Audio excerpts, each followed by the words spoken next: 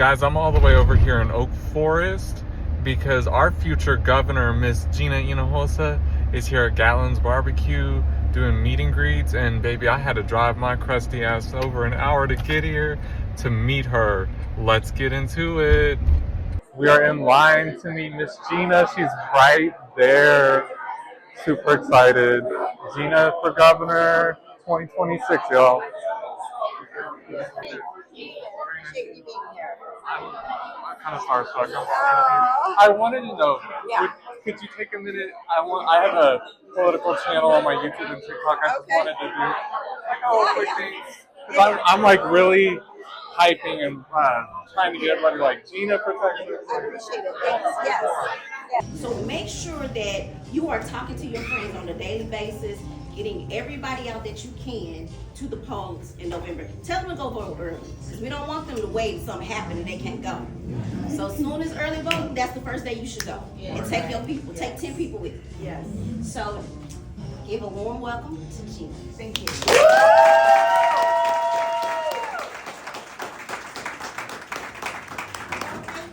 Thank you to Run Sister Run. Thank you for pretty petty politics. Thank you, Tracy, for being here. I want to recognize our elected officials in the room. And if I forget you, please raise your hand and we'll make sure to acknowledge you. My brother in the Texas House, who always is causing good trouble with me, that is Representative Ron Reynolds. Where is Charlene? Right here. Charlene Johnson has been a breath of fresh air and a fighter for Houston in the Texas House. Thank you for being here today. Our chair, Commissioner Dexter McCoy, congratulations. Former Mayor Elise Parker, and my classmate Jarvis Johnson.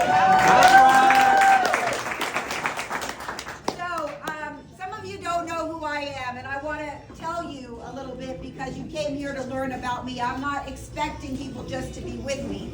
People want to know, and people need the respect of being explained to what I'm about. I never meant to run for anything. You should know that about me. I'm a mom. I got mad because my son's school was going to be shut down. I ran for the school board. I won. We saved our neighborhood schools. That fight for our schools took me to Texas House, where I have been fighting against Greg Abbott's corrupt agenda for our schools and our community. Because while I felt compelled to run for the school board for my own kids and family, today I feel compelled to run for governor of Texas. Because the promise that I was raised to believe in does not exist in this reality in Texas after 12 years of Greg Abbott as governor and 30 years of Greg Abbott in office. Do you know that Greg Abbott has been in office since I graduated from high school? It's time. It's time. I know I look real young. And you do. But I am not that young because I was born and raised in Texas. And in Texas, I grew up knowing of our greatness. Yes. Yeah. The greatness of that legacy. And I was born and raised in the Rio Grande Valley, where my grandmother taught me this lesson, no te dejes. That's what we launched this campaign with. It means know your worth and defend it. And it is the lesson that is passed down through our mothers and our grandmothers who had to be strong and had to be resilient to get us this far. And it is the driving mantra behind what I do when things are hard. And what I know is that when I was a little girl, my daddy taught me about the American dream. I grew up on the border with Mexico in Brownsville, Texas. We used to cross back and forth all the time. And I remember as a little girl witnessing the extreme poverty in Mexico. And when you're little and you see that kind of suffering, it hurts in a different kind of way. You're not as hardened to it. And I still remember being bothered by it and asking my dad, why? why when we cross over there, we see beggars? And I said beggars because we didn't have a name for homelessness then. We didn't have homelessness then in the valley. So why are there beggars in Mexico? And then you cross into the United States and there aren't any. And my dad said because in Mexico they have the rich and the poor and not much in between. And then he said with pride, in America, we have a strong middle class. That's who we were. That was our identity. That was our defining identity. And yes, I fight for public schools, but I fight for public schools, yes, because my own kids struggle and because they're good for our kids and our families and our communities, but because they are also essential to the American dream. They are the gateway to the American dream. There cannot be an American dream without strong public schools. Strong public schools tell every Texas child you can be anything you want to be if you put in the work and stay out of trouble, right? And remember, what is the American dream that many of us my age grew up understanding? That if you work hard, you can afford your own home. You can afford to pay your bills. You can afford to have children. You can afford to take a vacation every now and again. And yes, you could afford to retire in dignity. And I will tell you that the American dream and our public schools are on life support right now. We have over 100 schools in this state that are shutting down. We have over 150 school districts that are at 4 days a week because they cannot afford to go to 5 days a week. These are full school districts. We have the most people of any state being disconnected from their electricity. We have the most uninsured people of any state. We have the most uninsured children of any state.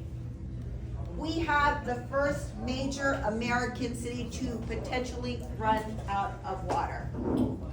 All this despite the fact that our property taxes have increased 75% under Greg Abbott. That is Greg Abbott's record. He owns it. The reason why we pay more, we get less, is because we are all paying the Greg Abbott corruption tax. And I can give you a billion examples because I got a billion receipts. Do you know that Greg Abbott, every month since 2020, has signed an emergency executive order waiving competitive bidding in Texas and has given $1 billion in no-bid contracts to his donors? Say that again. I say it again. Greg Abbott has given $1 billion in no-bid contracts to his donors. It is the law in the state of Texas to have competitive bidding. That's how we protect the taxpayer. We got something that we're trying to build as a state. Give me your best bids. Who can provide the best value and the best product? He waives that law with an emergency executive order every month since 2020. We know about the $1 billion voucher scam where Greg Abbott took $1 billion from our neighborhood public schools to give to unaccountable private schools so his friends can make money, because their vision is, and I learned this from reading basically a confession from a repentant voucher lobbyist. It was in the Washington Post. He said, the plan is just like you have to finance your child's college education, you will have to finance your child's K through 12 education, because that's how they make money, because no billionaire private equity investment firm ever made money off of paying teachers their worth. Most of us have experienced our electricity bills have gone up about at least $40 more a month since Winter Storm Uri. How much more? More than that? A lot more. I say that happens every time I say $40 a month, and I got like research on that, but it's at least $40 a month. That's because during Winter Storm Uri, when we were all freezing to death in our homes, over 700 Texans froze to death in this state. gas companies withheld the gas that our grid needed until the price was so high that they could make billions of dollars in profits in hours. Greg Abbott let them get away with it, decided we would all foot the bill. He got $1 million campaign contribution after that happened. That is the Greg Abbott corruption tax. We pay more, we get less. But I will tell you that Texans know their worth, and Texans are showing up and fighting like we haven't fought and won in a long, long time, sometimes ever. Texans are winning, Democrats are winning all over this state, like Cy-Fair, where they flipped the school board. Anybody here? Yes.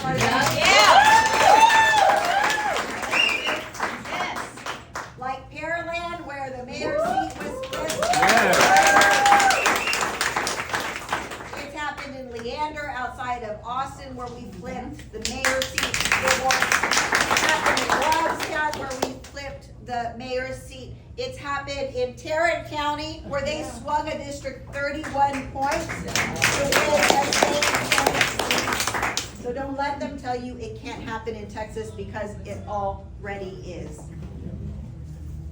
And when I am governor,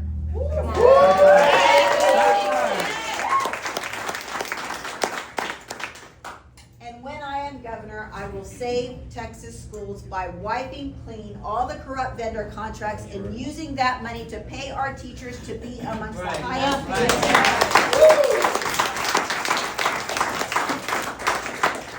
We will hold down the costs of utilities by making industry and the data centers pay their own wage. And we will ensure every Texas child by expanding Medicaid and pulling back down those dollars that are going to California so Gavin Newsom can pay for health insurance for Californians. Those dollars belong here for our own. Yep, that's right. We will also rein in the health insurance companies that charge us more, make it harder to see the doctors, and get the medicine that we need, because we're not asking for handouts. We're asking for what we already paid for. That's right. We're asking for what we already worked for. That's right. Texas is a world economic powerhouse. And it is the people of Texas that have built that power. But the thing about power is that nobody's gonna give it to us. We have to take it back. And I am telling you, and you know this, Harris County is ground zero for getting out the vote we need to flip this whole state. Yeah. So you here are the leaders who will make that happen. This is maybe our last best chance. We see that our African American leaders are going and raising up the issue of what's happened last month with the U.S. Supreme Court basically gutting the Voting Rights Act, right? Yep. It should not just be black leaders doing this, because here is the thing. Every single one of us is about to be impacted in a way where you talk about a rigged map, you talk about rigged elections. That's what's coming next year. They have already said they're coming back next year. Republicans are coming back to redraw all those maps, to block Democratic control of Congress for a generation. That is our impact as Texas. We've got about 12 Congress members who are Democrats in Texas. They're gonna try to take at least half of them.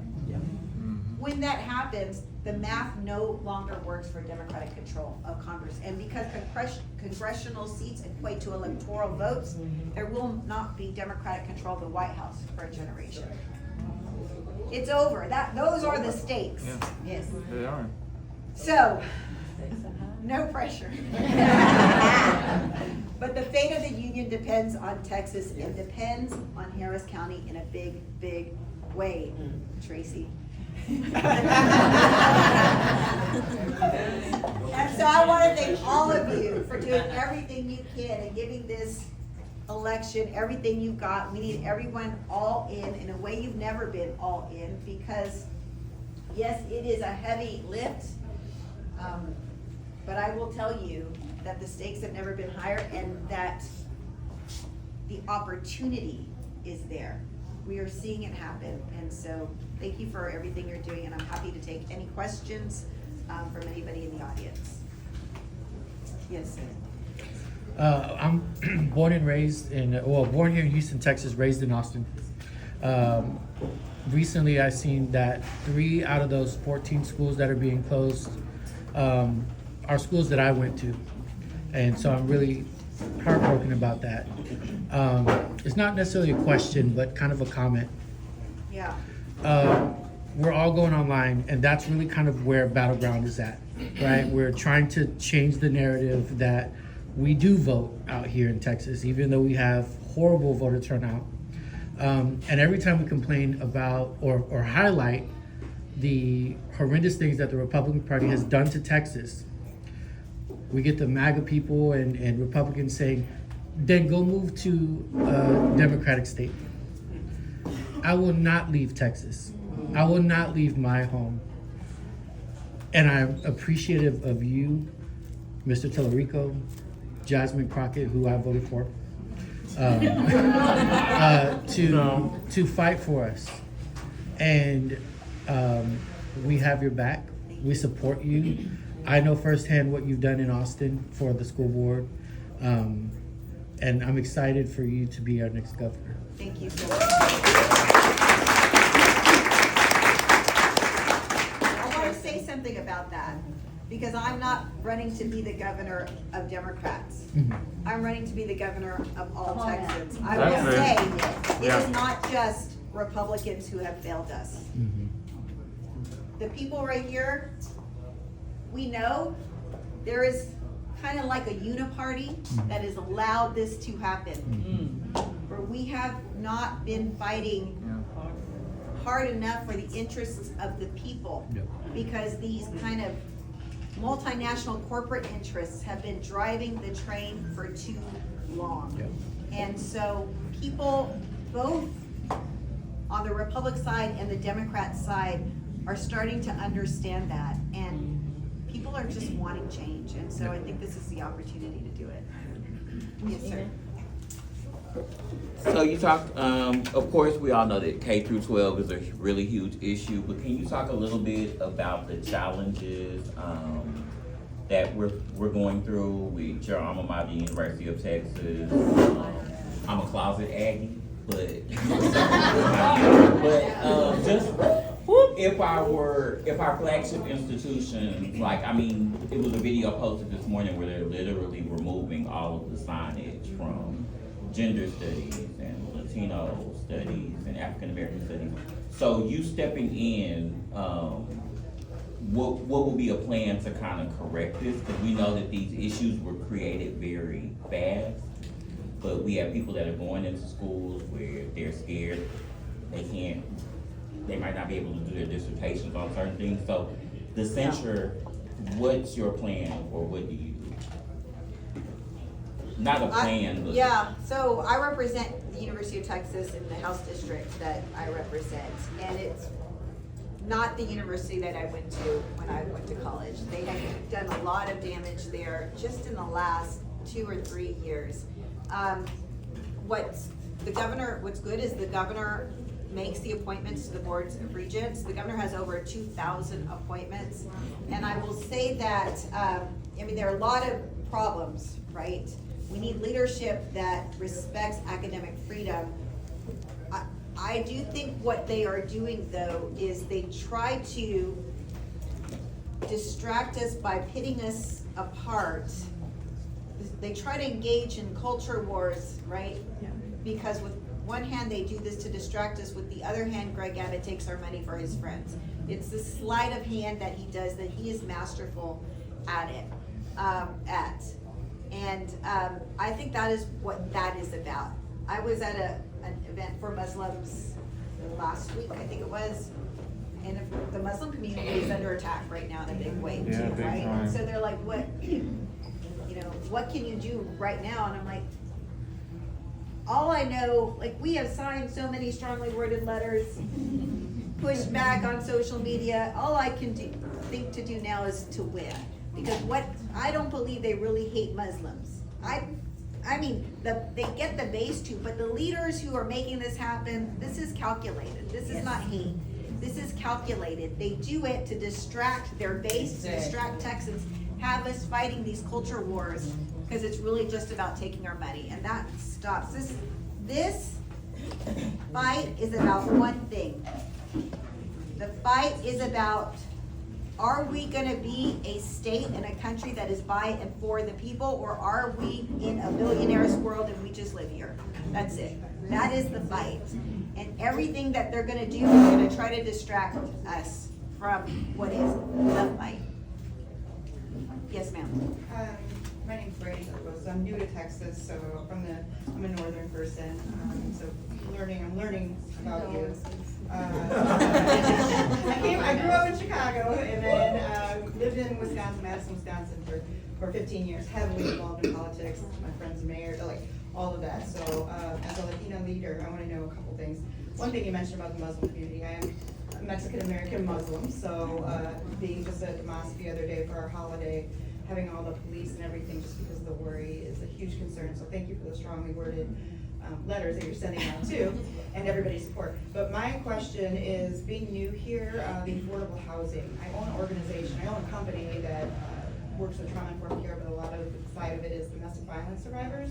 And my goal personally is purchasing real estate across the entire country and having transitional housing. So since I live now here in Houston, I'm looking at land, I'm looking to build communities with centered programming, and I want to know, as a governor, what would you do to help with that, with affordable housing? Well, I think there are different issues in different parts of the state when it comes to affordable housing. And I will tell you, in some parts of the state, what we are seeing in a big way that is a national problem is more and more private equity companies are buying up single-family homes and apartment complexes. And when they buy apartment complexes, they're using algorithms to jack up rents to be the highest they can to make maximum profits, right? It's making the rental market unaffordable, and it's making, when they buy up single-family housing, it's usually middle-income family, it makes it so that families can't afford to compete to buy their own home. We have what looks to be probably the worst problem of any other state in the nation when it comes to this. There are different parts of the state where it's worse. I'm not sure if Harris County is one of them.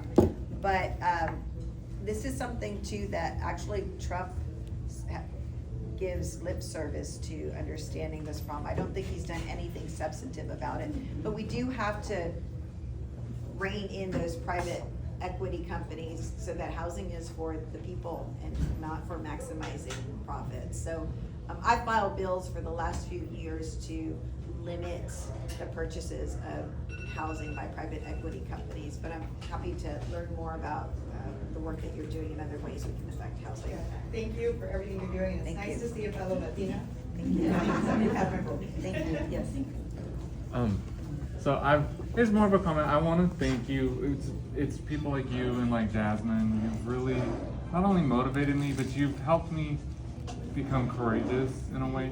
So back in like February, I made my first video on TikTok to talk about what's going on, like when Jasmine was running, and just like hearing all my coworkers talking about why she's not electable and blah blah blah. So I made that first video, and the MAGAs found me, and they keep coming back to me on every time. And now, like, I'm making so many videos talking about you and everything. I'm just like, if it's bothering y'all that bad and it's making y'all that uncomfortable, then this is the correct thing to keep doing. And one thing I'm noticing all of them saying, it's literally the same thing, that Democrats are going to raise the price on everything, that you're going to raise the taxes on everybody, and that if I need a Democrat state so bad, then I can move my ass up north, excuse my language. Yeah. And I'm like, I've been here for 39 years. My mom left her life in Alabama to start our life here.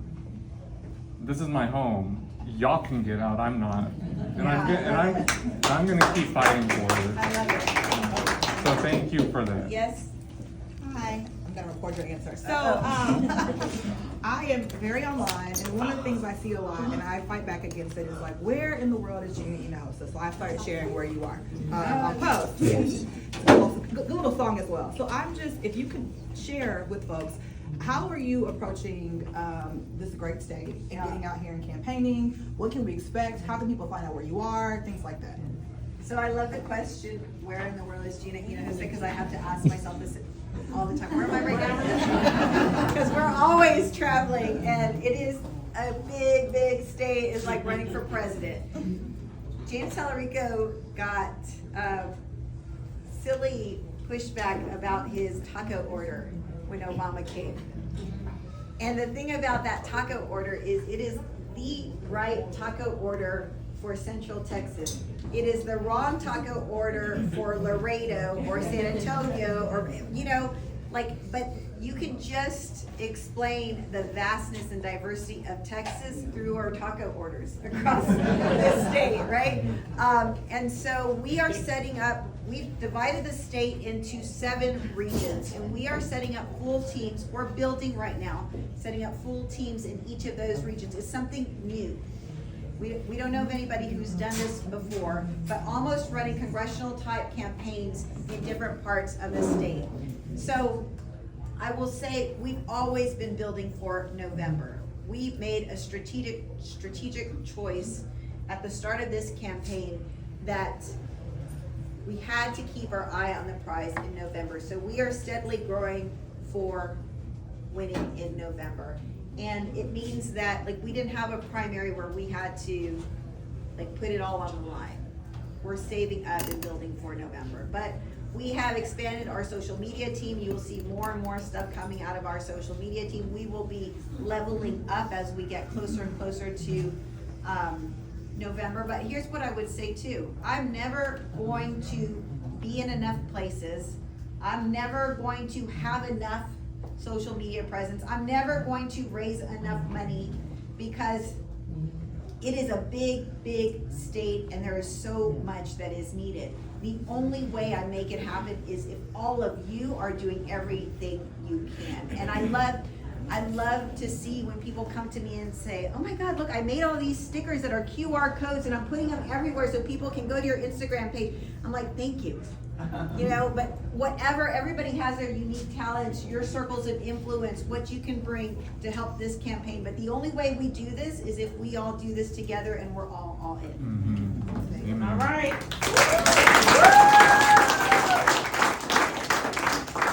Thank you, Madam Governor. So first of all, I want to thank each and every one of you for coming out today. Give yourselves a round of applause. So what I'm going to ask right now, I'm going to ask you right now, the lowest donation I want her to receive today from this event is $20.26, but it needs to be recurring. All right? My donation to her is recurring every month. Okay? I want you to set it to recurring. But I want us to make a difference, and we can't do it without money. It's critical. If you can get $200 a month between now and the end of October, please do. Y'all, we are up for a fight. You remember when I said, say that again? He has signed an executive order every month since 2020 to jump around the necessity for bids. How many of you are business owners? Right? So you know the bid process. How many of you work in public entities or have worked in public entities? So we know the bid process. For him to skip around that to just make sure his donors they're trying to buy our state from us, and we're coming to buy it back. We're gonna do it through our donations, our social media posts, talking about her at church, to our pew member, you know, the person that's sitting next to you. In the grocery store, you're gonna wear her t-shirt. And when it cools down, you're gonna wear her sweatshirt, all available on her website. You can get a yard sign, you can volunteer. There's a plethora of things that we all can, should, and must do to ensure that Gina, our sister, to some of you may look at her like a daughter or a niece or a cousin, but she's ours. And so we have to do everything in our power to ensure that on November 3rd, we will him on out. He's gotta go. All right, so that was the meet and greet with Miss Gina Hinojosa today. I want to give a big shout out to Gatlin's Barbecue for not only hosting us all, but providing some really great food for everyone there. It was a really great environment. And also a big shout out to the group Run Sisters Run. They're one of the main groups who've put this together for us to meet and get to ask questions and everything. It was really great just sitting there, hearing other people's questions, hearing Gina's answers, just hearing all the comments, camaraderie. It was so cool. And I want to also say a big shout out. I got to meet someone that I follow and love on Instagram. Her screen name is Black Girls Who Brunch. She is so wonderful and she is a wealth of political knowledge. She's even putting together lists of, based on your counties and everything, of the people that she recommends voting for and supporting on the Democratic ballot. She vets, she works directly with a lot of these people, so I trust her. I think she's absolutely been spot on with everything. So if you don't necessarily know who to vote for, I would say to check her out. And also check her out just so that you can learn about everything going on and the people running. She's really cool. She was so nice to us. Also, y'all, your boy got in touch with Gina's PR team, which is really cool. I got their business cards, so fingers crossed. Expect an interview coming very soon. We already talked about it because I wasn't able to really get like a quick one-on-one with her for social media, so they were like, next time we're in your area, like, stay in touch with us and then we'll make sure it happens. So your boy might get an interview with Miss Gina. She was so wonderful, and that's our future governor, y'all. I hope you guys enjoy the video, and also stay tuned because leading up to November, I'm going to be constantly updating and leaving more information about Gina and just about the race in general. And we are going to save Texas. We are going to reclaim her. So stay tuned and thank you so much. And I hope you enjoyed getting to see Miss Gina. Take care.